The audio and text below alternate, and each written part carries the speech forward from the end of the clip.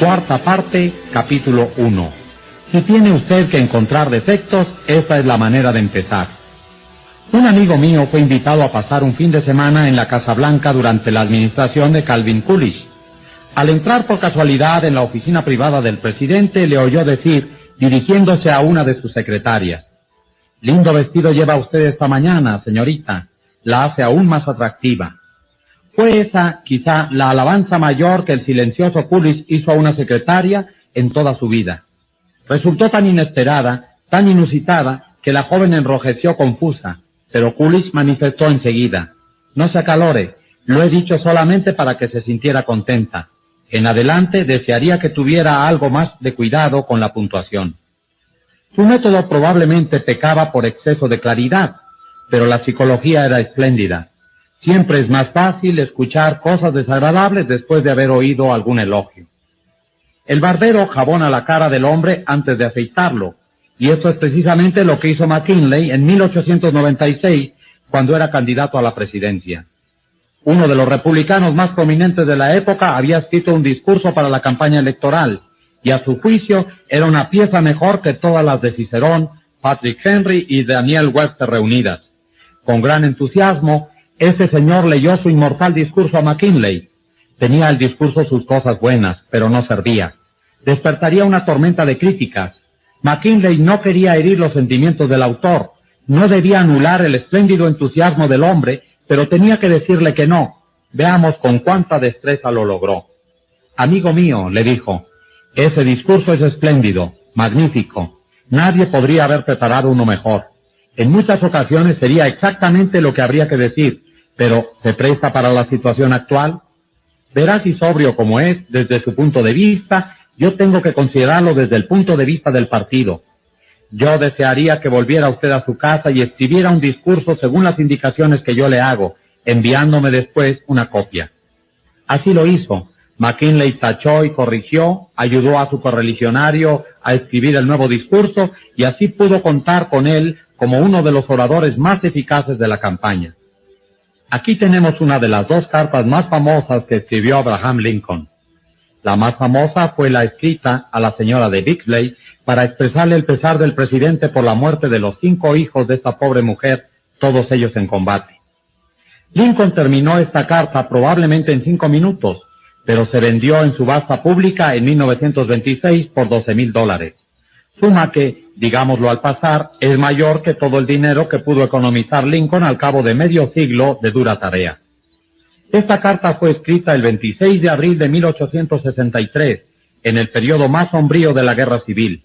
Durante 18 meses los generales de Lincoln venían conduciendo el ejército de la Unión de derrota en derrota.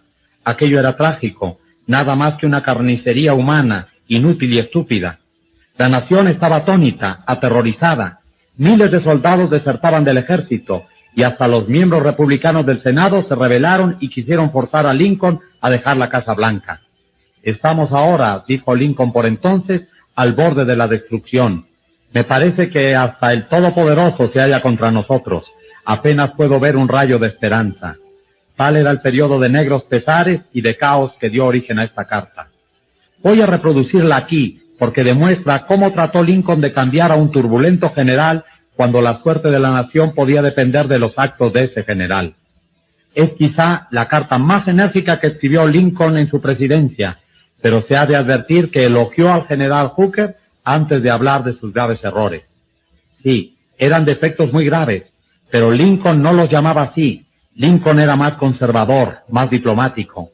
Lincoln escribió solamente: «Hay ciertas cosas a cuyo respecto no estoy del todo satisfecho con usted». Eso es tacto y diplomacia. Aquí está la carta dirigida al mayor general Hooker. «Yo lo he puesto al frente del ejército del Potomac. He hecho así, claro está, por razones que me parecen suficientes, mas creo mejor hacerle saber que hay ciertas cosas a cuyo respecto no estoy del todo satisfecho con usted. Creo que es usted un soldado valiente y hábil, cosa que naturalmente me agrada. También creo que no mezcla usted la política con su profesión, en lo cual está acertado. Tiene usted confianza en sí mismo, cualidad valiosa, si no indispensable. Es usted ambicioso, lo cual, dentro de límites razonables, hace más bien que mal. pero creo que durante el comando del general Burnside en el ejército se dejó llevar usted por su ambición y lo contrarió usted todo lo que pudo, con lo cual hizo un grave daño al país y a un compañero de armas sumamente meritorio y honorable. He escuchado, en forma tal que debo creerlo, que ha dicho usted recientemente que tanto el ejército como el gobierno necesitan un dictador. Es claro que no fue por esto, sino a pesar de esto que le he dado el mando. Solo los generales que obtienen triunfos pueden erigirse en dictadores. Lo que pido ahora de usted es que nos dé triunfos militares y correré el riesgo de la dictadura. El gobierno le prestará apoyo hasta donde dé su capacidad, o sea, ni más ni menos de lo que ha hecho y hará por todos los comandantes. Mucho me temo que el espíritu que ha contribuido usted a infundir en el ejército de criticar al comandante y no tenerle confianza se volverá ahora contra usted. Yo lo ayudaré en todo lo que pueda para callarlo. Ni usted ni Napoleón, si volvieran a vivir, obtendría bien alguno de un ejército en el que predomina tal espíritu, pero ahora cuídese de la temeridad. Cuídese de la temeridad, pero con energía y con constante vigilancia marche usted adelante y denos victoria. Usted no es un Coolidge, ni un McKinley, ni un Lincoln. ¿Quiere saber usted si esta filosofía le dará resultado en los contactos de los negocios diarios? Veamos, tomemos el caso de W. P. Gough de la Wark Company, Filadelfia. La empresa Wark había conseguido un contrato para construir y completar un gran edificio de escritorios en Filadelfia para una fecha determinada.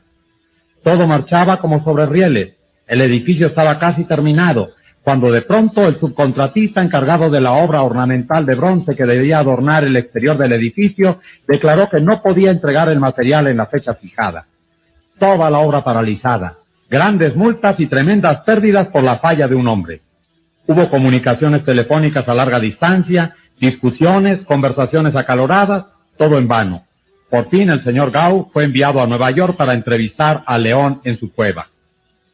¿Sabe usted que es la única persona en Brooklyn con ese apellido?, preguntó Gough apenas hubo entrado en el despacho del presidente. No lo sabía, repuso sorprendido el presidente. Así es, insistió Gough. Cuando salí del tren esta mañana, miré la guía telefónica para conocer su dirección y vi que es usted el único que tiene este apellido en la guía telefónica de Brooklyn. No lo sabía, repitió el presidente, y examinó con interés la guía de teléfono. Luego, con orgullo, añadió, en realidad no es un apellido muy común. Mi familia vino de Holanda y se instaló en Nueva York hace casi 200 años. Siguió hablando unos minutos de su familia y sus antepasados. Cuando terminó, Gough lo felicitó por la importancia de la fábrica que tenía y la comparó elogiosamente con otras empresas similares que había conocido. He pasado toda la vida dedicado a este negocio, dijo el presidente, y estoy orgulloso de ser el dueño. ¿Le gustaría dar una vuelta por la fábrica? Durante esta gira de inspección, el señor Gough lo felicitó por el sistema de trabajo empleado y le explicó cómo y por qué le parecía superior al de algunos competidores. Gough comentó algunas máquinas poco comunes y el presidente le anunció que las había inventado él. Dedicó mucho tiempo a mostrar cómo funcionaban y los buenos resultados que daban. Insistió en que Gough lo acompañara a almorzar. Hasta entonces no se había pronunciado una palabra sobre el verdadero propósito de la visita del señor Gough. Después de almorzar, el presidente manifestó, ahora a lo que tenemos que hacer. Naturalmente yo sé por qué ha venido usted. No esperaba que nuestra entrevista sería tan agradable. Puede volver a Filadelfia con mi promesa de que el material para esa obra será fabricado y despachado a tiempo, aunque haya que retrasar la entrega de otros pedidos. El señor Gough consiguió lo que quería, sin pedirlo siquiera. El material llegó a tiempo y el edificio quedó terminado el día en que expiraba el contrato para su entrega. ¿Habría ocurrido lo mismo si Gough hubiera usado el método de la brusquedad que se suele emplear en tales ocasiones? Dorothy Grublewski, gerente de área del Federal Credit Union de Fort Monmouth, New Jersey, contó en una de nuestras clases cómo pudo ayudar a una de sus empleadas a producir más. Hace poco tomamos a una joven como cajera aprendiza. Su contacto con nuestros clientes era muy bueno, era correcta y eficiente en el manejo de transacciones individuales. El problema aparecía al final de la jornada, cuando había que hacer el balance. El jefe de cajeros vino a verme y me sugirió con firmeza que despidiera a esta joven. Está demorando a todos los demás por su lentitud en cerrar su caja. Se lo he dicho una y otra vez, pero no aprende, tiene que irse. Al día siguiente la vi trabajar rápido y a la perfección en el manejo de las transacciones cotidianas, y era muy agradable en el trato con los demás empleados. No me llevó mucho tiempo descubrir por qué tenía problemas con el balance. Después de cerrar las puertas al público, fui a hablar con ella. Se la veía nerviosa y deprimida. La felicité por su espíritu amistoso y abierto con los demás empleados, así como por la corrección y velocidad con que trabajaba. Después le sugerí que revisáramos el procedimiento que usaba para hacer el balance del dinero en su caja. No bien comprendió que yo confiaba en ella, siguió mis sugerencias y no tardó en dominar sus funciones. Desde entonces no hemos tenido ningún problema con ella. Empezar con elogios es hacer como el dentista que empieza su trabajo con novocaína. Al paciente se le hace todo el trabajo necesario, pero la droga ya ha insensibilizado al dolor. De modo que un líder debe usar la regla 1. Empiece con elogio y aprecio sincero.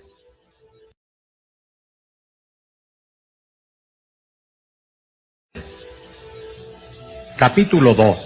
Cómo criticar y no ser odiado por ello. Charles Schwab pasaba por uno de sus talleres metalúrgicos un mediodía cuando se encontró con algunos empleados fumando. Tenían sobre las cabezas un gran letrero que decía prohibido fumar. Pero Schwab no señaló el letrero preguntando, ¿no saben leer? No, señor. Se acercó a los hombres, entregó a cada uno un cigarro y dijo, les agradeceré mucho, amigos, que fumen estos afuera.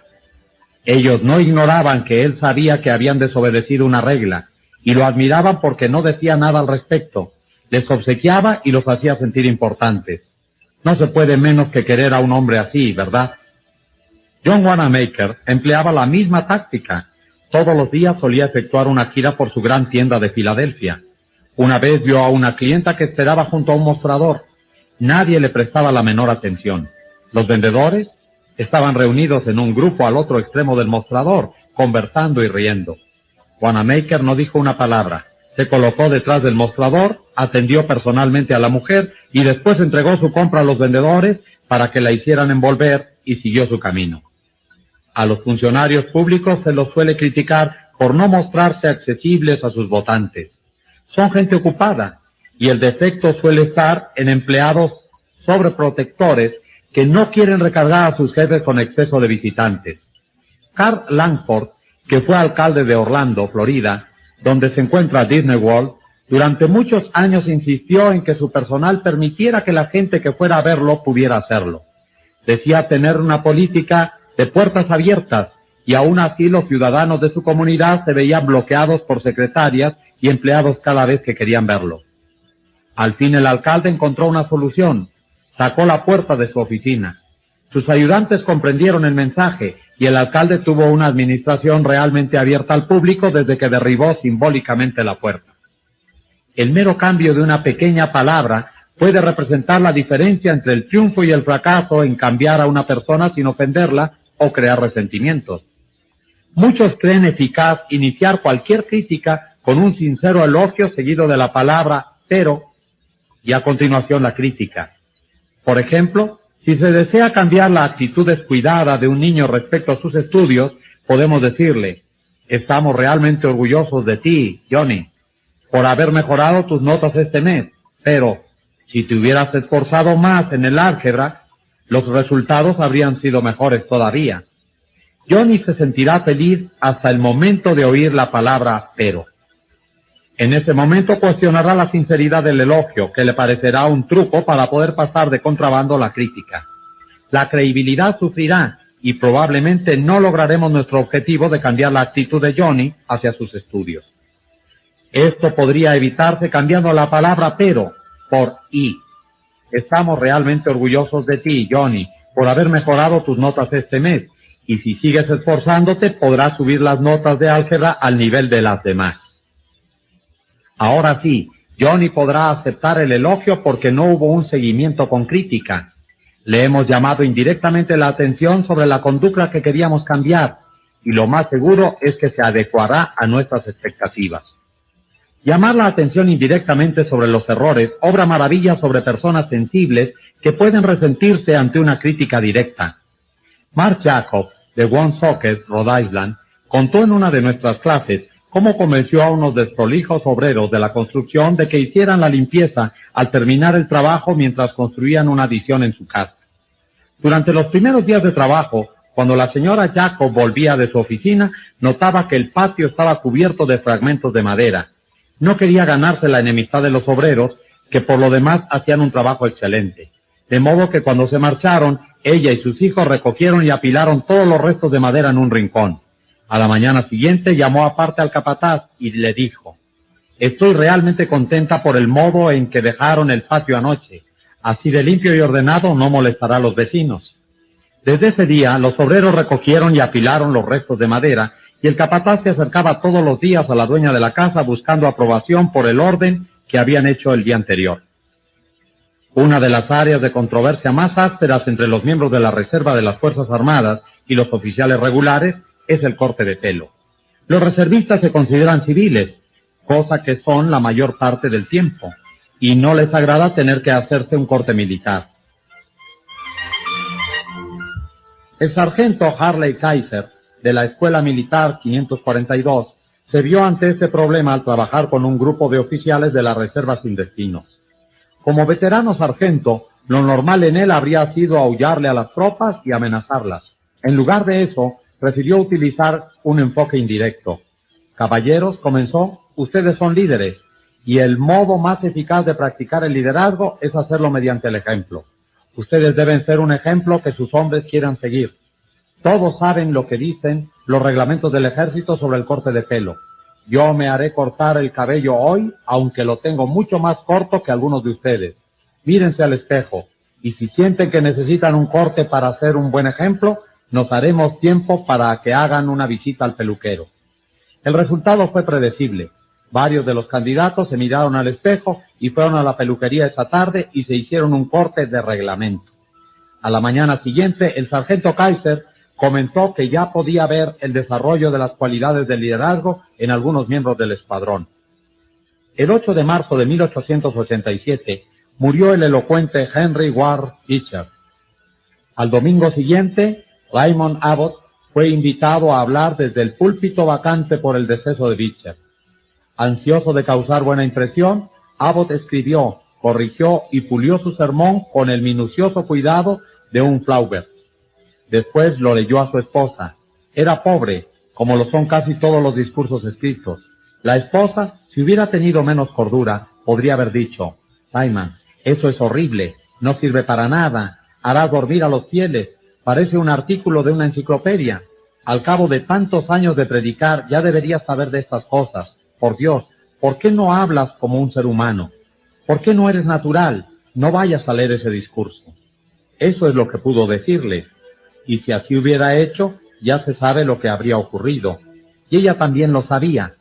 Por eso se limitó a señalar que aquel discurso podría servir como un excelente artículo para una revista literaria. En otras palabras, lo ensalzó y al mismo tiempo sugirió sutilmente que como discurso no servía. Lyman Abbott comprendió la indicación, desgarró el manuscrito tan cuidadosamente preparado y predicó sin utilizar notas siquiera. Una eficaz manera de corregir los errores de los demás es: regla 2, llame la atención sobre los errores de los demás indirectamente.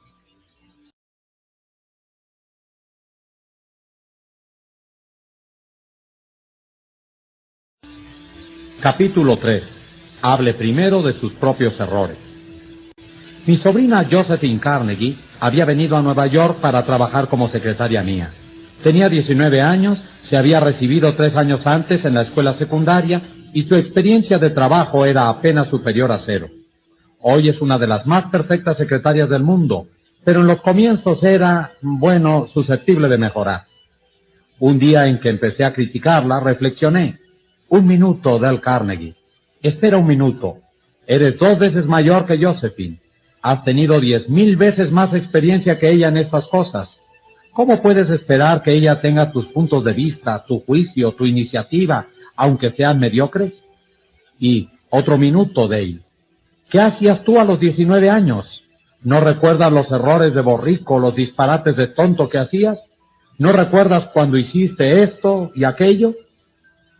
Después de pensar un momento, honesta e imparcialmente, llegué a la conclusión de que el comportamiento de Josephine a los 19 años era mejor que el mío a la misma edad, y lamento confesar que con ello no hacía un gran elogio a Josephine. Desde entonces, cada vez que quería señalar un error a Josephine, solía comenzar diciendo: «Has cometido un error, Josephine, pero bien sabe Dios que no es peor que muchos de los que he hecho. No has nacido con juicio, como pasa con todos. El juicio llega con la experiencia, y eres mejor de lo que era yo a tu edad. Yo he cometido tantas barrabasadas que me siento muy poco inclinado a censurarte. Pero, ¿no te parece que habría sido mejor hacer esto de tal o cual manera?» No es tan difícil escuchar una relación de los defectos propios si el que la hace empieza admitiendo humildemente que también él está lejos de la perfección. E.G. Dillingston, un ingeniero de Branson, Manitoba, Canadá, tenía problemas con su nueva secretaria. Las cartas que le dictaba llegaban a su escritorio para ser firmadas con 2 o 3 errores de ortografía por página. El señor Dillingston nos contó cómo manejó el problema. Como muchos ingenieros, no me he destacado por la excelencia de mi redacción u ortografía. Durante años he usado una pequeña libreta alfabetizada donde anotaba el modo correcto de escribir ciertas palabras. Cuando se hizo evidente que el mero hecho de señalarle a mi secretaria sus errores no la haría consultar más el diccionario, decidí proceder de otro modo. En la próxima carta donde vi errores, fui a su escritorio y le dije: «No sé por qué, pero esta palabra no me parece bien escrita. Es una de esas palabras con las que siempre he tenido problemas. Es por eso que confeccioné este pequeño diccionario casero. Abrí la libreta en la página correspondiente. Sí, aquí está como se escribe. Yo tengo mucho cuidado con la ortografía porque la gente nos juzga por lo que escribimos, y un error de ortografía puede hacernos parecer menos profesionales. No sé si se habrá copiado mi sistema, pero desde esa conversación la frecuencia de sus errores ortográficos ha disminuido significativamente». El culto príncipe Bernhard von Bülow aprendió la gran necesidad de proceder así, allá por 1909. Von Bülow era entonces canciller imperial de Alemania, y el trono estaba ocupado por Guillermo II. Aun cuando uno no los haya corregido, puede ayudar a convencer al otro de la conveniencia de cambiar su conducta. Esto lo ejemplificó Clarence Ewersen, de Timonium, Maryland, cuando descubrió que su hijo de 15 años estaba experimentando con cigarrillos. Naturalmente no quería que David empezara a fumar, nos dijo el señor Serusen, pero su madre y yo fumábamos, le estábamos dando constantemente un mal ejemplo. Le expliqué a David cómo empecé a fumar yo más o menos a su edad, y cómo la nicotina se había apoderado de mí y me había hecho imposible abandonarla. Le recordé lo irritante que era mi tos, y cómo él mismo había insistido para que yo abandonara el cigarrillo pocos años antes. No lo exhorté a dejar de fumar, ni lo amenacé o le advertí sobre los peligros. Todo lo que hice fue contarle cómo me había enviciado con el cigarrillo y lo que había significado para mí. El muchacho lo pensó y decidió que no fumaría hasta terminar la secundaria. Pasaron los años y David nunca empezó a fumar, y ya no lo hará nunca. Como resultado de esa misma conversación, yo tomé la decisión de dejar de fumar, y con el apoyo de mi familia lo he logrado. Un buen líder sigue esta regla. Regla 3. Hable de sus propios errores antes de criticar los de los demás.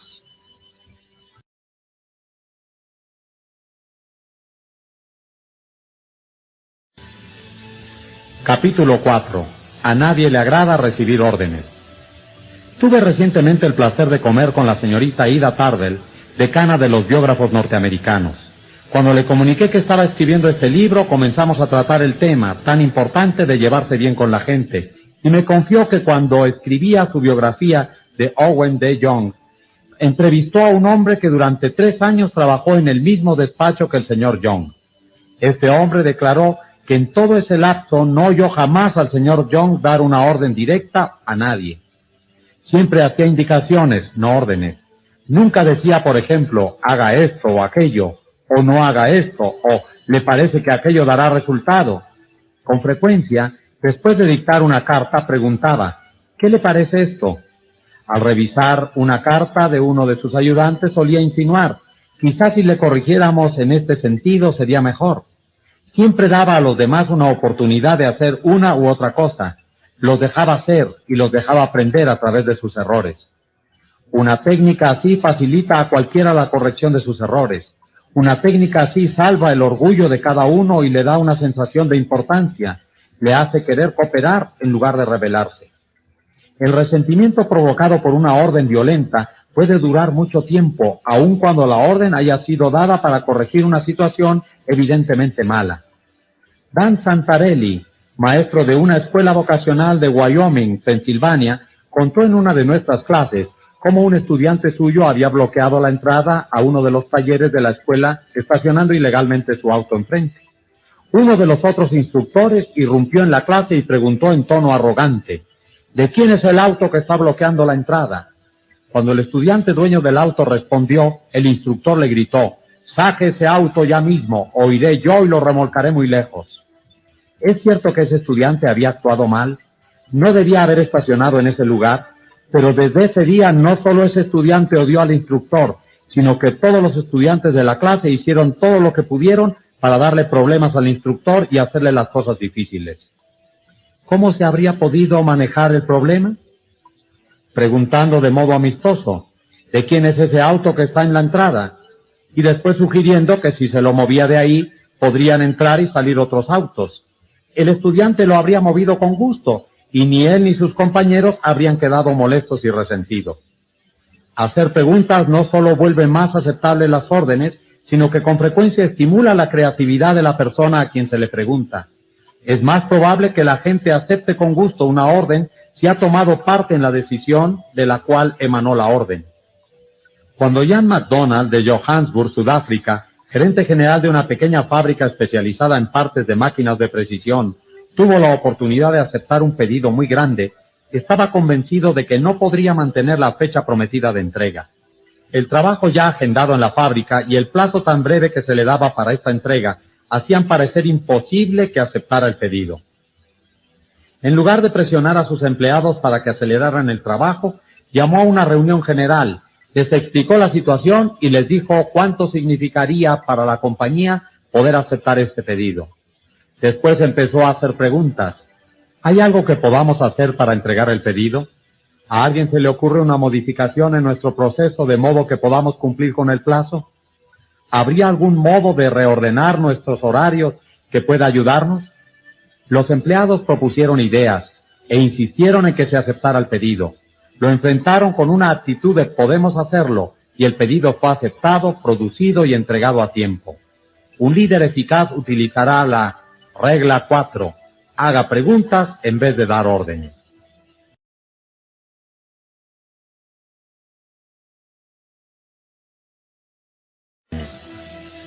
Capítulo 5. Permita que la otra persona salve su prestigio. Hace años, la General Electric Company se vio ante la delicada necesidad de retirar a Charles Steinmetz de la dirección de un departamento. Steinmetz, genio de primera magnitud en todo lo relativo a electricidad, era un fracaso como jefe del departamento de cálculos.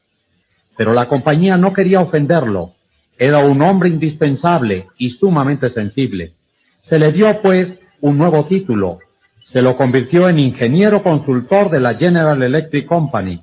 Nuevo título para el trabajo que ya hacía, al mismo tiempo que se puso a otro hombre al frente del departamento. Steinmetz quedó encantado, y también los directores de la compañía. Habían maniobrado con su astro más temperamental, sin producir una tormenta, al dejarlo que salvara su prestigio. Salvar el prestigio. Cuán importante, cuán vitalmente importante es esto, y cuán pocos entre nosotros nos detenemos a pensarlo. Pisoteamos los sentimientos de los demás para seguir nuestro camino, descubrimos defectos, proferimos amenazas, criticamos a un niño o a un empleado frente a los demás, sin pensar jamás que herimos el orgullo del prójimo. Y unos minutos de pensar, una o dos palabras de consideración, una comprensión auténtica de la actitud de la otra persona contribuiría poderosamente a aligerar la herida.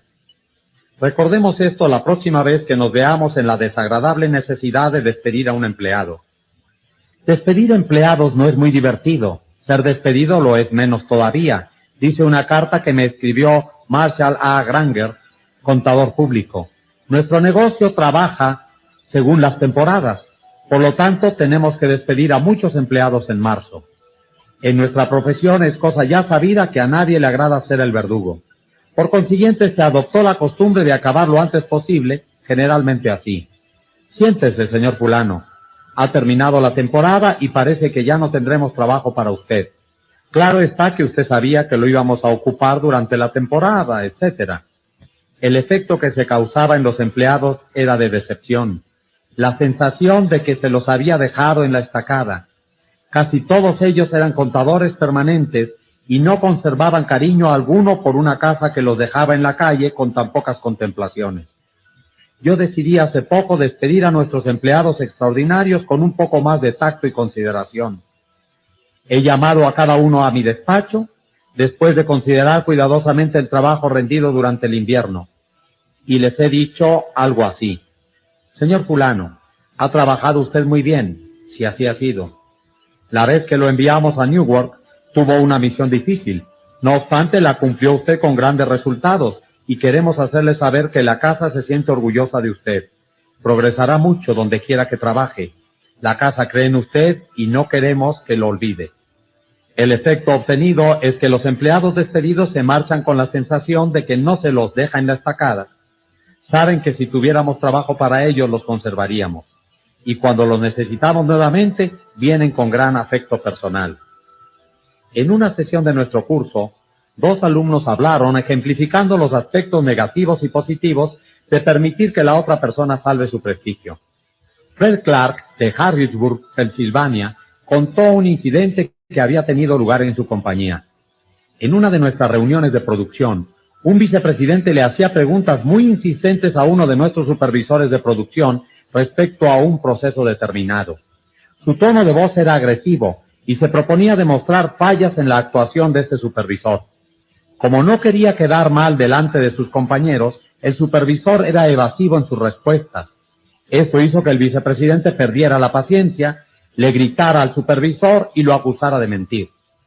En unos pocos momentos se destruyó toda la buena relación de trabajo que hubiera podido existir antes del encuentro.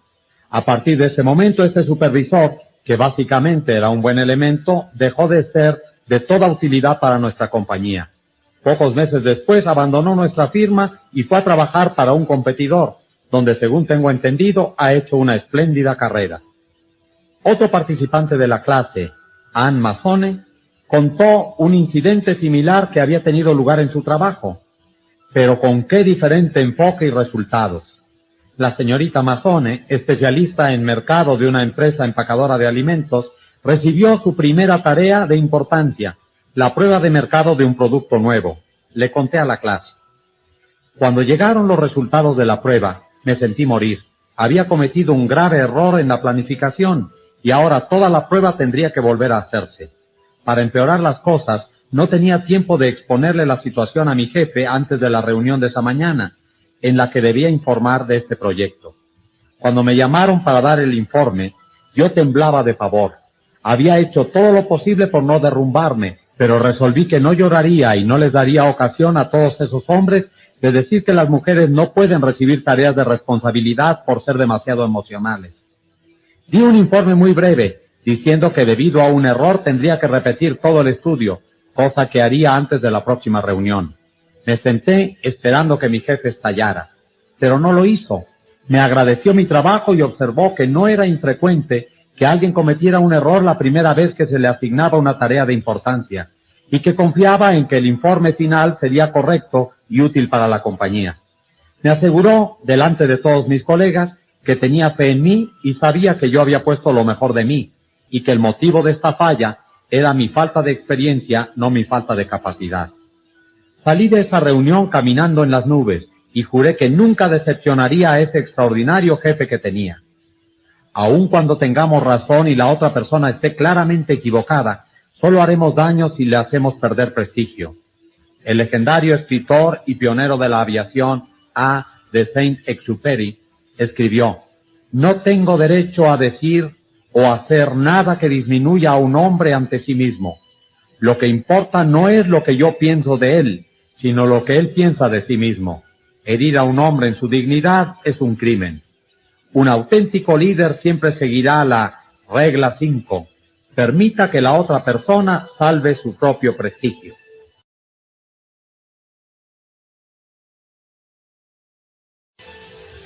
Capítulo 6. Cómo estimular a las personas hacia el triunfo. Pete Barlow, un viejo amigo, tenía un número de perros y caballos amaestrados y pasó la vida viajando con circos y compañías de variedades. Me encantaba ver cómo adiestraba a los perros nuevos para su número. Noté que en cuanto el perro demostraba el menor progreso, Pete lo palmeaba y elogiaba y le daba golosinas. Esto no es nuevo. Los domadores de animales emplean esa técnica desde hace siglos. ¿Por qué entonces no utilizamos igual sentido común cuando tratamos de cambiar a la gente que cuando tratamos de cambiar a los perros? ¿Por qué no empleamos golosinas en lugar de un látigo? ¿Por qué no recurrimos al elogio en lugar de la censura? Elogiemos hasta la menor mejora. Esto hace que los demás quieran seguir mejorando. En su libro No soy gran cosa, nena, pero soy todo lo que puedo ser, el psicólogo Jay Slayer comenta: el elogio es como la luz del sol para el espíritu humano. No podemos florecer y crecer sin él. Y aún así, aunque casi todos estamos siempre listos para aplicar a la gente el viento frío de la crítica, siempre sentimos cierto desgano cuando se trata de darle a nuestro prójimo la luz cálida del elogio. Al recordar mi vida, puedo ver las ocasiones en que unas pocas palabras de elogio cambiaron mi porvenir entero. ¿No puede usted decir lo mismo de su vida? La historia está llena de notables ejemplos de esta magia del elogio. Por ejemplo, hace medio siglo, un niño de 10 años trabajaba en una fábrica de Nápoles. Anhelaba ser cantor, pero su primer maestro lo desalentó. Le dijo que no podría cantar jamás, que no tenía voz, que tenía el sonido del viento en las persianas. Pero su madre, una pobre campesina, lo abrazó y ensalzó y le dijo que sí, que sabía que cantaba bien, que ya notaba sus progresos, y anduvo descalza mucho tiempo a fin de economizar el dinero necesario para las lecciones de música de su hijo. Los elogios de aquella campesina, sus palabras de aliento, cambiaron la vida entera de aquel niño. Quizá haya oído usted hablar de él. Se llamaba Caruso. Fue el más famoso y el mejor cantante de ópera de su tiempo. A comienzos del siglo XIX, un jovenzuelo de Londres aspiraba a ser escritor, pero todo parecía estar en su contra. No había podido ir a la escuela más de 4 años, su padre había sido arrojado a una cárcel porque no podía pagar sus deudas, y este jovencito conoció a menudo las punzadas del hambre. Por fin consiguió un empleo para pegar etiquetas en botellas de betún dentro de un depósito lleno de ratas, y de noche dormía en un triste desván junto con otros 2 niños, ratas de albañal en los barrios pobres. Tan poca confianza tenía en sus condiciones de escritor que salió a hurtadillas una noche a despachar por correo su primer manuscrito, para que nadie pudiera reírse de él. Un cuento tras otro le fue rechazado. Finalmente llegó el gran día en que le aceptaron uno. Es cierto que no le pagaban un centavo, pero un director lo elogiaba. Un director de diario lo reconocía como escritor. Quedó el mozo tan emocionado que ambuló sin destino por las calles, lleno los ojos de lágrimas. El elogio, el reconocimiento que recibía al conseguir que imprimieran un cuento suyo, cambiaba toda su carrera, pues si no hubiera sido por ello, quizá habría pasado la vida entera trabajando como hasta entonces. Es posible que hayan oído ustedes hablar de este jovenzuelo.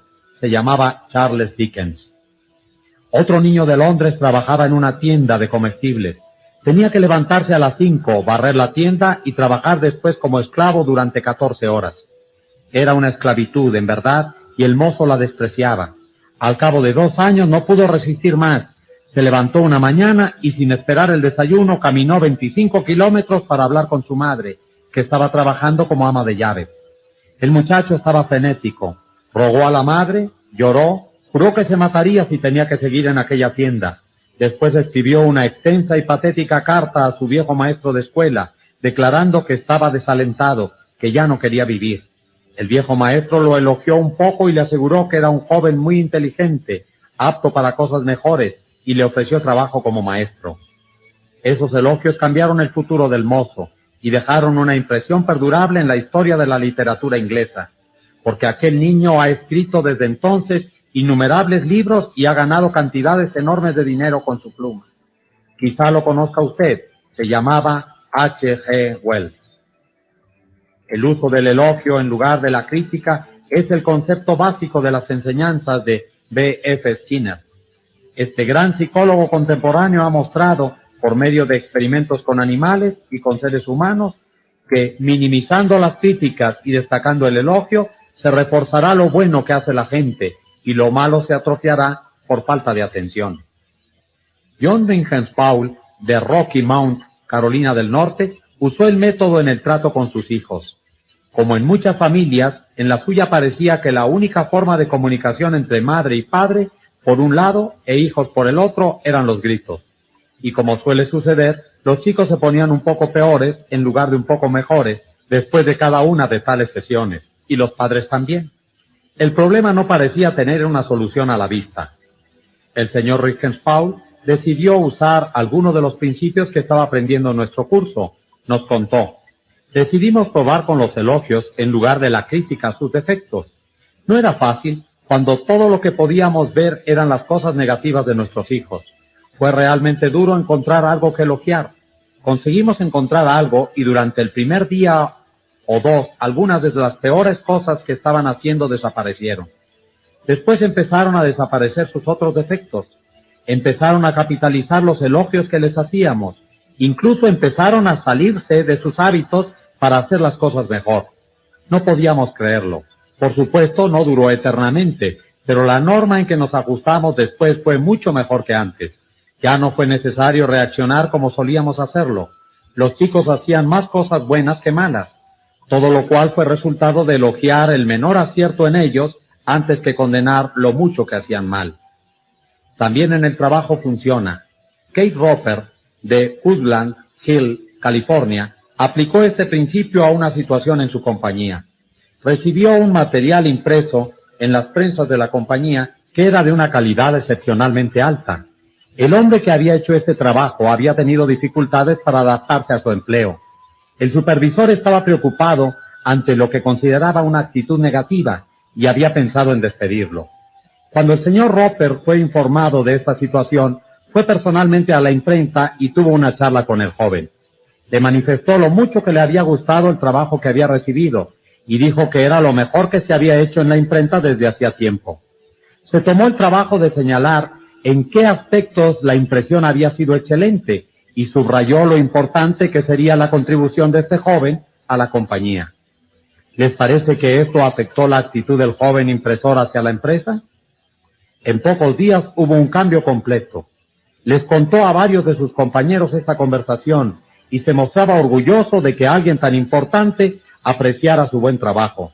Desde ese día fue un empleado leal y dedicado. El señor Roper no se limitó a halagar al joven obrero diciéndole: usted es bueno. Señaló específicamente los puntos en que su trabajo era superior. Elogiando un logro específico en lugar de hacer una alabanza generalizada, el elogio se vuelve mucho más significativo para la persona a quien se lo dirige.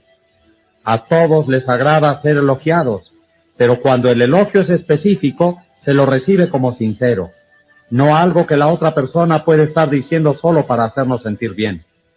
Recordémoslo, todos anhelamos aprecio y reconocimiento, y podríamos hacer casi cualquier cosa por lograrlo, pero nadie quiere mentiras ni adulación. Lo repetiré una vez más, los principios que se enseñan en este libro solo funcionarán cuando provienen del corazón. No estoy promoviendo trucos, estoy hablando de un nuevo modo de vida. No hablemos ya de cambiar a la gente. Si usted y yo inspiramos a aquellos con quienes entramos en contacto para que comprendan los ocultos tesoros que poseen, podemos hacer mucho más que cambiarlos, podemos transformarlos literalmente.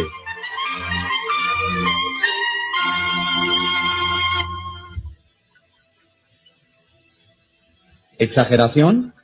Escuche usted estas sabias palabras del profesor William James de Harvard, el más distinguido psicólogo y filósofo quizá que ha tenido Norteamérica. En comparación con lo que deberíamos ser, solo estamos despiertos a medias. Solamente utilizamos una parte muy pequeña de nuestros recursos físicos y mentales. En términos generales, el individuo humano vive así muy dentro de sus límites. Posee poderes de diversas suertes que habitualmente no utiliza.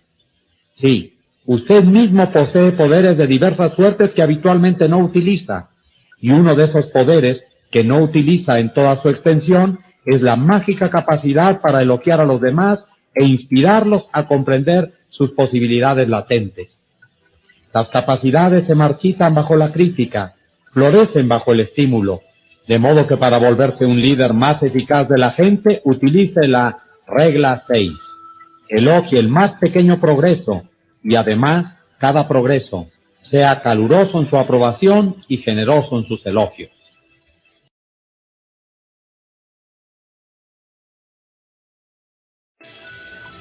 Capítulo 7. Cría fama y échate a dormir. ¿Qué hacer cuando una persona que ha trabajado bien empieza a hacerlo mal? Se lo puede despedir, pero eso no soluciona nada. Se lo puede tratar con energía, pero eso por lo general provoca resentimiento.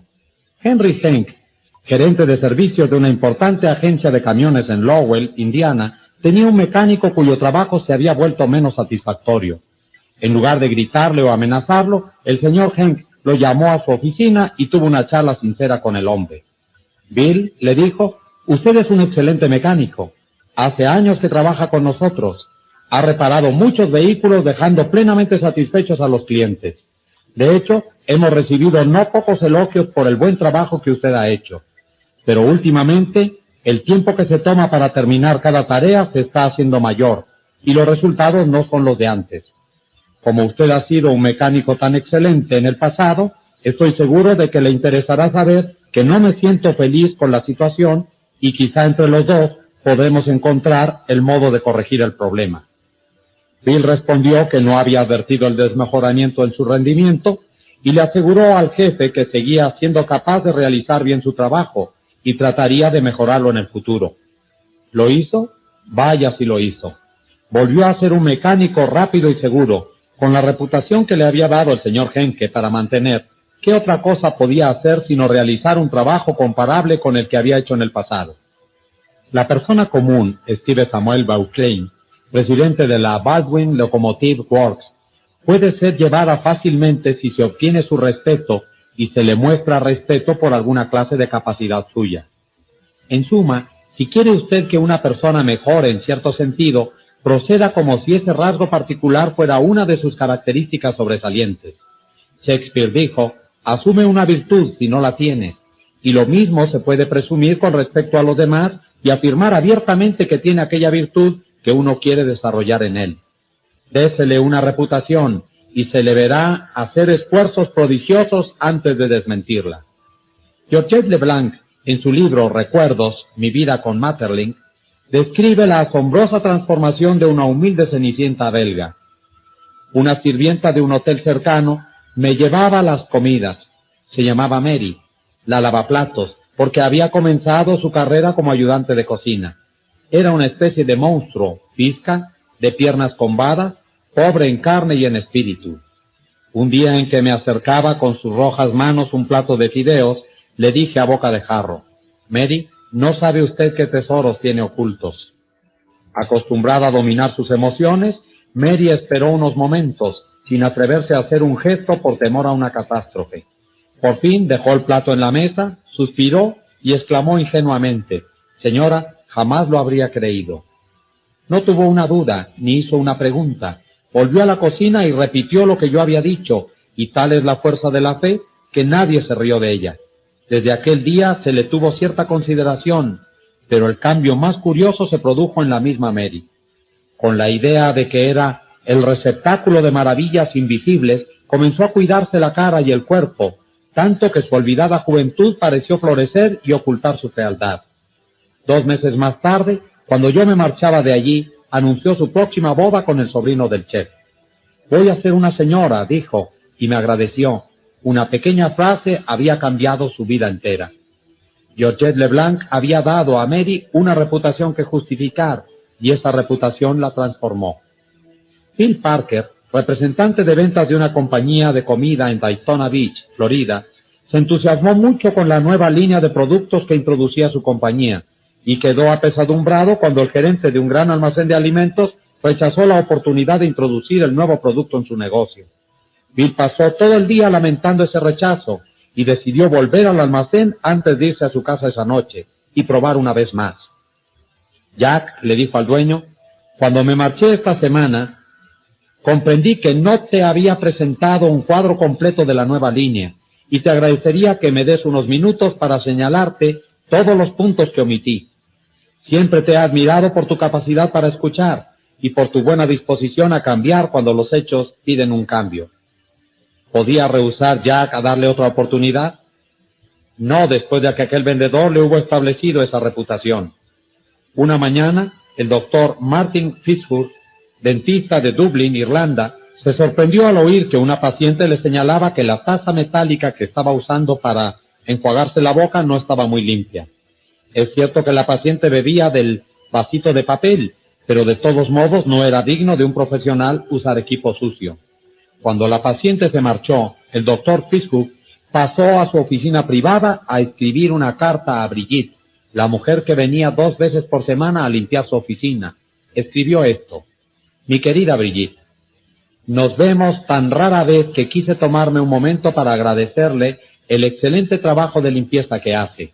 A propósito, querría decirle que, como 2 horas 2 veces por semana es un tiempo muy limitado, puede trabajar una media hora extra de vez en cuando, cada vez que sienta necesidad de ocuparse de esas cosas que hacen de tanto en tanto, como limpiar la taza de metal donde van los vasitos de papel o cosas así.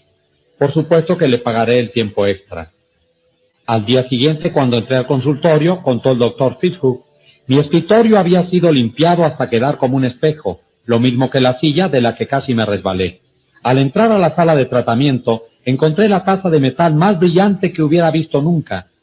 Le había dado a la mujer de la limpieza una excelente reputación que mantener, y este pequeño gesto mío había hecho que se superara a sí misma. ¿Y cuánto tiempo adicional creen ustedes que le tomó? Ni un minuto. Hay un viejo dicho: cría fama y échate a dormir. Demos fama a los demás y veamos qué ocurre.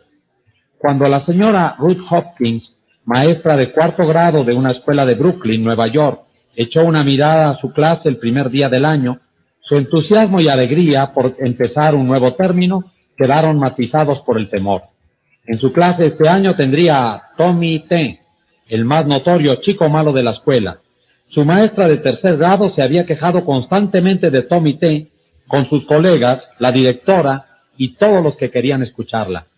No era solo un chico díscolo, sino que además provocaba graves problemas de disciplina en la clase. Buscaba pelea con los chicos, molestaba a las niñas, le respondía a la maestra y parecía empeorar a medida que crecía. Su único rasgo redentor era su facilidad para aprender. La señora Hopkins decidió enfrentar el problema Tommy de inmediato. Cuando saludó a sus nuevos alumnos, hizo pequeños comentarios sobre cada uno de ellos. Rose, es muy lindo el vestido que tienes. Alicia, me han dicho que eres muy buena dibujante. Cuando llegó a Tommy, lo miró a los ojos y le dijo: Tommy, tengo entendido que tienes alma de líder. Dependeré de ti para que me ayudes a hacer de esta división el mejor de los 4º grados. Reforzó esto en los primeros días de clase, felicitando a Tommy por cada cosa que hacía y comentando lo buen alumno que era. Con esa reputación que mantener, ni siquiera un chico de 9 años podría defraudarla, y no la defraudó. Si usted quiere obtener buenos resultados en esa difícil misión de cambiar la actitud o conducta de los otros, recuerde la regla 7. Atribuya a la otra persona una buena reputación para que se interese en mantenerla.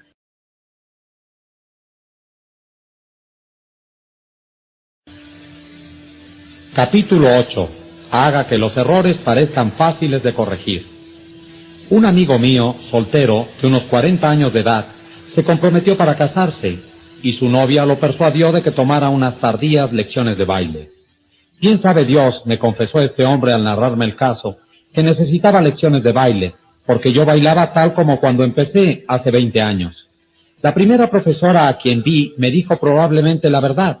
Me dijo que tenía que olvidarme de todo lo aprendido y empezar otra vez. Con eso me desalentó. No me quedaba un incentivo para seguir aprendiendo. Así pues, la dejé. Quizá mintiera la profesora a quien fui a ver después, pero de todos modos me gustó. Dijo tranquilamente que quizá mi manera de bailar era un poco anticuada, pero que en lo fundamental todo iba bien, y que no tendría inconveniente alguno para aprender unos cuantos pasos nuevos. La primera profesora me había desalentado al acentuar o destacar mis errores. Esta nueva profesora hizo lo contrario. Me aseguró que yo tenía un sentido natural del ritmo, que era un bailarín nato. El sentido común me dice que he sido siempre y siempre seré un bailarín de cuarta categoría. Pero en lo hondo del corazón me gusta pensar que quizá la profesora tenía razón. Es claro que yo le pagaba para que me lo dijera, pero ¿a qué recordar esto? De todos modos, sé que soy mejor bailarín de lo que habría sido si no me hubiese dicho que tengo un sentido natural de ritmo. Eso me alentó, me dio esperanza, me hizo desear el progreso. Digamos a un niño, a un esposo, a un empleado, que es estúpido o tonto en ciertas cosas, que no tiene dotes para hacerlas, que las hace mal, y habremos destruido todo incentivo para que trate de mejorar. Pero si empleamos la técnica opuesta, si somos liberales en la forma de alentar, si hacemos que las cosas parezcan fáciles de hacer, si damos a entender a la otra persona que tenemos fe en su capacidad para hacerlas, la veremos practicar hasta que asome la madrugada a fin de superarse. Esta es la técnica que emplea Lowell Thomas, y a fe mía que este hombre es un artista supremo en cuanto atañe a las relaciones humanas. Da coraje a los demás, da confianza, inspira valor y fe. Por ejemplo, pasé el fin de semana con él y su esposa, y el sábado por la noche se me pidió que participara en un amistoso juego de canasta. ¿Canasta? ¿Yo? No, yo no. Yo no sabía nada de este juego. Siempre había sido un misterio para mí. No, imposible. Pero Dale, dijo Lowell, si no es un misterio, no se necesita más que buena memoria y buen juicio. Tú escribiste una vez un capítulo sobre la memoria. La canasta será cosa facilísima para ti. Tienes todas las condiciones para juzgarlo. Y sin tardanza, casi antes de saber lo que hacía, me encontré por primera vez ante una mesa de canasta. Todo porque se me decía que tenía dotes naturales para el juego, y así se me hizo considerar que me sería fácil. Al hablar de canasta recuerdo a Ellie Culverstone. Ahora, en todas partes donde se juega canasta, el nombre de Culverstone es cosa conocida, y sus libros sobre el tema han sido traducidos a una docena de idiomas, y vendidos a millones de lectores. Pero él mismo me ha dicho que nunca habría pensado en convertir el juego en una profesión si una joven no le hubiera asegurado que estaba especialmente dotado para ello. Cuando llegó a los Estados Unidos, en 1922, trató de conseguir empleo como profesor de psicología y sociología, pero no pudo. Después trató de vender carbón y fracasó. Después trató de vender café y fracasó. Jamás pensó en esos días en enseñar canasta. No solamente era un mal jugador, sino también muy terco. Hacía tantas preguntas y efectuaba tantos estudios de cada partido, después de hecho, que nadie quería jugar con él. Pero conoció a una bella jugadora, Josephine Dillon. Se enamoró y se casó con ella. Josephine notó con cuánto cuidado analizaba Culverstone sus cartas y lo persuadió de que era un genio en potencia. Este aliento, me ha dicho Culverstone, fue lo que lo llevó a hacer de la canasta una profesión. Clarence M. Jones, uno de los instructores de nuestro curso en Cincinnati, Ohio, contó cómo el elogio y el hacer que los defectos fueran fáciles de corregir cambiaron completamente la vida de su hijo David. En 1970, mi hijo David, que tenía 15 años, vino a vivir conmigo a Cincinnati. Su vida no había sido fácil. En 1958 se rompió la cabeza en un accidente automovilístico y quedó con una fea cicatriz en la frente. En 1960, su madre y yo nos divorciamos y ella lo llevó a Dallas, Texas. Hasta los 15 años había pasado la mayor parte de su vida escolar en clases especiales para aprendizaje lento. Posiblemente en razón de su cicatriz, los directores escolares habían decidido que tenía una lesión cerebral y no podía funcionar a nivel normal. Estaba 2 años por debajo del nivel de su grupo de edad, por lo que solo había alcanzado el 7º grado, pero no sabía las tablas de multiplicar, sumaba con los dedos y apenas sí podía leer. Había un punto positivo: le gustaba trabajar con aparatos de radio y televisión. Quería llegar a ser técnico de televisión. Lo alenté en ese punto y le recordé que necesitaría saber bastante de matemáticas para ese tipo de estudios. Decidí ayudarlo a mejorar en esa materia. Compramos 4 series de tarjetas de ejercicios: multiplicación, división, suma y resta. Cuando íbamos sacando las tarjetas, yo ponía las respuestas correctas en una pila a un costado. Cuando David se equivocaba, explicaba cuál era la respuesta acertada y volvía a poner la tarjeta en el montón a sacar. y así seguíamos hasta que no quedaba ninguna. Yo celebraba ruidosamente cada tarjeta que acertaba, sobre todo si se había equivocado en una antes. Todas las noches hacíamos de esa manera con todas las tarjetas. Yo siempre controlaba el tiempo con un cronómetro. Le prometí que cuando hiciera todas las tarjetas en 8 minutos, sin respuestas incorrectas, dejaríamos de hacerlo todas las noches. A David le pareció un objetivo imposible. La primera noche le llevó 52 minutos, la segunda 48, después 45, 44, 41, después bajó de los 40 minutos. Celebrábamos cada reducción. Yo llamaba a mi esposa y lo abrazábamos y nos reíamos. A fines del mes estaba haciendo todas las tarjetas perfectamente en menos de 8 minutos. Cuando hacía un pequeño adelanto, pedía hacerlo otra vez. Había hecho el descubrimiento fantástico de que aprender era fácil y divertido. Naturalmente, sus notas en aritmética dieron un salto. Es increíble cuánto más fácil resulta la aritmética cuando uno puede multiplicar bien. Se asombró él mismo de traer una buena nota en matemáticas. Nunca antes había llegado a un nivel tan bueno, y eso arrastró otros cambios. A una velocidad casi increíble, su lectura mejoró rápidamente y empezó a usar su talento natural para el dibujo. Ese mismo año, el maestro de ciencia le asignó la tarea de dar una clase. Él quiso desarrollar una serie de modelos altamente complejos para demostrar el efecto de las palancas. Ese trabajo no solo exigía habilidad en el dibujo y la fabricación de modelos, sino también en matemáticas aplicadas. Su clase ganó el primer premio en la feria científica de la escuela y fue enviada a la competencia interescolar y ganó el tercer premio de toda la ciudad de Cincinnati. Con eso bastó. Aquí estaba el chico que había repetido 2 grados, que había sido diagnosticado con lesión cerebral, al que sus compañeros de clase habían llamado Frankenstein y le habían dicho que los sesos se le habían salido por la herida. De pronto descubría que realmente podía aprender y lograr cosas.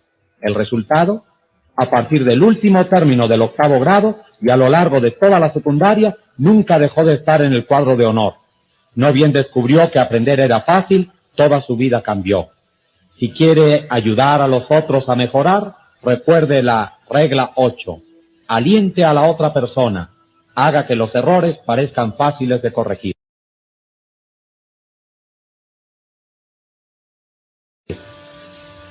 Capítulo 9. Procure que la otra persona se sienta satisfecha de hacer lo que usted quiere. En 1915 los Estados Unidos estaban atemorizados.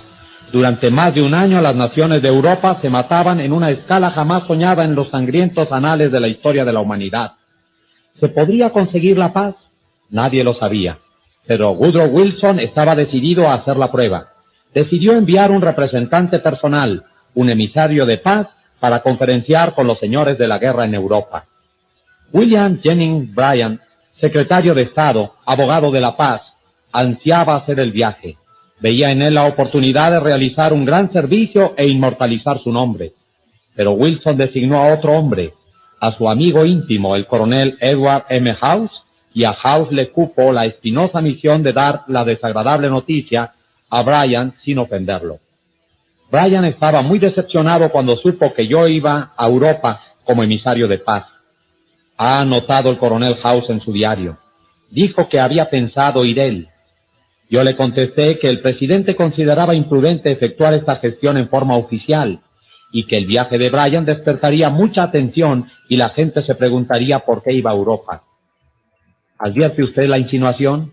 House dijo o dio a entender a Bryan que él era demasiado importante para aquella misión y Bryan quedó satisfecho. El coronel House, diestro, experimentado en las cosas del mundo, seguía así una de las reglas más importantes en las relaciones humanas. Procure que la otra persona se sienta satisfecha de hacer lo que usted sugiere. Woodrow Wilson siguió también esa política, hasta cuando invitó a William Gibbs McAdoo a ser miembro de su gabinete. Era este el más alto honor que podía conferir, y sin embargo lo hizo de manera tal que el otro se sintió doblemente importante. Veamos la narración en las palabras del mismo McAdoo. Me dijo que estaba preparando su gabinete y que se sentiría muy contento si yo aceptaba el cargo de secretario del Tesoro. Tenía una forma encantadora de presentar las cosas. Daba la impresión de que al aceptar este gran honor, yo le haría un favor enorme. Desgraciadamente, Wilson no empleó siempre tanto tacto. Si lo hubiera hecho, podría ser diferente la historia. Por ejemplo, Wilson no contentó al Senado ni al Partido Republicano cuando incorporó los Estados Unidos a la Liga de las Naciones. Wilson se negó a llevar a Elliot Root, o a Hughes, o a Henry Cabot Lodge a la conferencia de paz. En lugar de ello, se hizo acompañar por hombres desconocidos de su propio partido. Hizo un desaire a los republicanos. No quiso dejarles pensar que la Liga era idea de ellos tanto como de él. Se negó a permitirles una participación, y como resultado de estos errores en el manejo de las relaciones humanas, Wilson destruyó su carrera, arruinó su salud, abrevió su vida, hizo que los Estados Unidos quedaran al margen de la Liga y alteró la historia del mundo. No solo los estadistas y diplomáticos usan este método para hacer que la gente se sienta feliz haciendo lo que ellos quieren que haga. Dale O. Farrier, de Fort Wayne, Indiana, nos contó cómo alentó a uno de sus hijos a hacer con buena voluntad sus tareas. Una de las tareas de Jeff era recoger las peras de abajo del peral, para que la persona que estaba cortando el césped no tuviera que detenerse a hacerlo. No le gustaba ese trabajo, y con frecuencia no lo hacía. O lo hacía tan mal que el que manejaba la cortadora de césped tenía que detenerse y recoger varias peras que el niño había pasado por alto. En lugar de tener un enfrentamiento violento con él, salí un día cuando se preparaba para hacer el trabajo y le dije: Jeff, haré un trato contigo. Por cada cesta llena de peras que recojas te pagaré $1. Pero cuando hayas terminado, por cada pera que yo encuentre en el patio, te cobraré $1. ¿Qué te parece? Como podría esperarse, no solo recogió todas las peras hasta la última, sino que tuve que vigilarlo para que no arrancara más del árbol para llenar sus cestas. Conozco a un hombre que ha rechazado muchas invitaciones para hablar, invitaciones hechas por amigos, por personas a quienes está obligado, pero lo hace con tal destreza que los demás quedan contentos con la negativa. ¿Cómo lo consigue? No es porque hable de estar muy ocupado o muy esto o aquello, no. Después de expresar cuánto agradece la invitación y de lamentar la imposibilidad de aceptarla, sugiere un orador para que lo reemplace.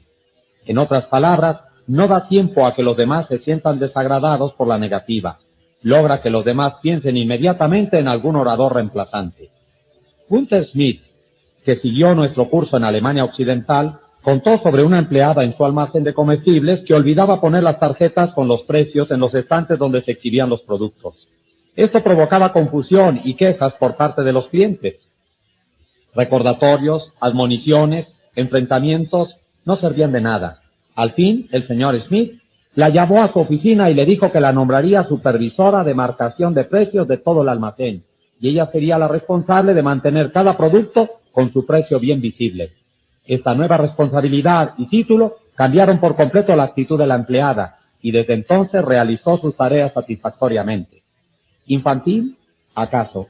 Pero lo mismo dijeron de Napoleón cuando creó su Legión de Honor y distribuyó 15,000 cruces entre sus soldados, y ascendió a 18 de sus generales a mariscales de Francia, y llamó a sus tropas el Gran Ejército. Se criticó a Napoleón por dar juguetes a veteranos endurecidos en muchas guerras, y Napoleón respondió a ello: los hombres son manejados por los juguetes. Esta técnica de conceder títulos de autoridad rindió resultados a Napoleón, y lo rendirá también para usted. Por ejemplo, una amiga mía, la señora Ernest Kent, de Scar, Nueva York, se afligía porque unos niños le arruinaban el césped. Trató de corregirlos con sus críticas, trató de corregirlas con sus retos, no obtuvo resultado. Pero después hizo la prueba de dar al peor de los niños de la banda un título y una sensación de autoridad. Lo nombró su detective y le encargó evitar que los demás pisaran el césped. Así se resolvió el problema. Su detective hizo unos clientes a mostrarles las instalaciones. Me gustaría mostrarles el depósito, pero no está presentable. Si usted puede barrerlo, apilar la mercadería con prolijidad y limpiar el mostrador, nos hará lucir más eficientes y usted habrá hecho su parte para darle una buena imagen a nuestra compañía. ¿Se sentirá feliz Juan haciendo lo que se le sugiere? Probablemente no muy feliz, pero más que si no se le hubiera indicado sus beneficios. Suponiendo que uno sabe que Juan se enorgullece de la higiene de su depósito y está interesado en contribuir a la imagen de la compañía, habrá más probabilidades de que coopere. También se le ha indicado a Juan que ese trabajo habrá que hacerlo tarde o temprano, y si lo hace ahora ya no causará problemas en el futuro. Es ingenuo creer que siempre se obtiene una reacción favorable de la otra persona cuando se usan estos métodos, pero la experiencia de la mayoría indica que es más probable cambiar actitudes de este modo que no usando estos principios. Y si con ello se aumenta el rendimiento, aunque más no sea en un 10%, usted es un líder un 10% más eficaz y este es su beneficio. Es más probable que la gente haga lo que usted sugiere cuando se usa la regla 9. Procure que la otra persona se sienta satisfecha de hacer lo que usted sugiere. En pocas palabras, sea un líder. El trabajo de un líder consiste, entre otras cosas, en cambiar la actitud y conducta de su gente. Algunas sugerencias para lograrlo. Regla 1. Empiece con elogio y aprecio sincero. Regla 2. Llame la atención sobre los errores de los demás indirectamente. Regla 3. Hable de sus propios errores antes de criticar los de los demás. Regla 4. Haga preguntas en vez de dar órdenes. Regla 5. Permita que la otra persona salve su propio prestigio. Regla 6. Elogie el más pequeño progreso y además, cada progreso. Sea caluroso en su aprobación y generoso en sus elogios. Regla 7. Atribuya a la otra persona una buena reputación para que se interese en mantenerla. Regla 8. Aliente a la otra persona. Haga que los errores parezcan fáciles de corregir. Regla 9. Procure que la otra persona se sienta satisfecha de hacer lo que usted sugiere.